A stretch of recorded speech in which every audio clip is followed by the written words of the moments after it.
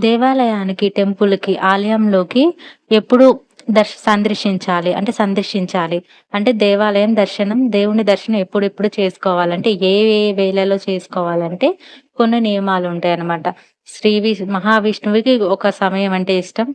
శివ్ శివుడికి ఇంకొక సమయం అంటే ఇష్టం. ఆ టైంలో గనక ఎవరైతే వాళ్ళని దర్శించుకుంటారో చాలా మంచి ఫలితాలు, శుభ ఫలితాలు ఉంటాయని చెప్పవచ్చు. అది శుభ ఫలితాలు కాదు కానీ దేవుని ఆశీర్వాదం అంటే దేవుని కృప అనేది ఉంటుంది. ఉదయాన్నే శ్రీ మహావిష్ణువుని పూజించి ఆయన ఆలయానికి వెళ్తారో ఆయన సిరి సంపదలు అష్టైశ్వర్యాలు సిద్ధించే మహాకృపుడు కాబట్టి ఆయన బ్లెస్సింగ్స్ అంటే ఆయన కృప అనేది మనపై ఉంటుంది.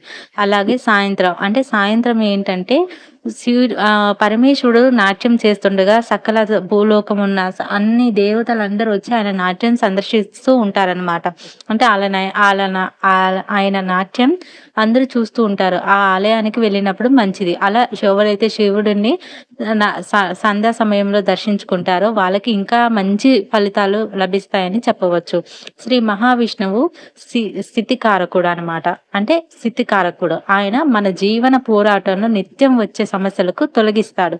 అందుకనే మార్నింగ్ టైం వెళ్ళమంటారు. అలాగే మన బుద్ధి ద్వారా ఆపదలను తొలగించి మనల్ని సుఖంగా ఉండేలా చూస్తాడు. ఎవరు?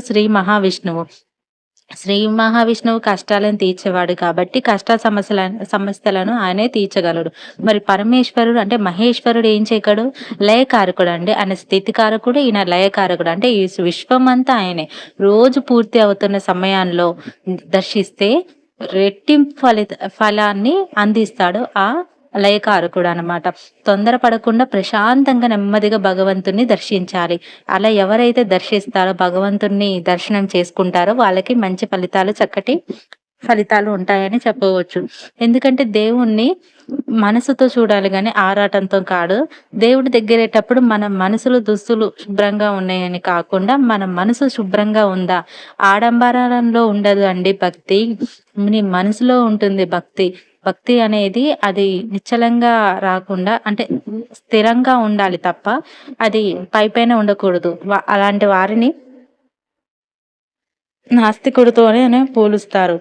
దేవుణ్ణి దర్శించాలంటే చాలా మంచి కోరిక అనేది మనలో బలంగా ఉండాలి. సో దేవుణ్ణి ఎవరైతే మనస్ఫూర్తిగా మంచి మనసుతో ఆయన్ని కొలుస్తారో, ఆయన పాదాల దగ్గర ఆయనని సందర్శిస్తారో, ఆయన్ని దర్శిస్తారో అలాంటి వారికి దేవుడి కృప అనేది దేవుడి అనుగ్రహం అనేది వాళ్ళపై ఉంటుందని చెప్పాలి. దేవుడి అనుగ్రహం ఎల్లప్పుడూ ఉంటుంది.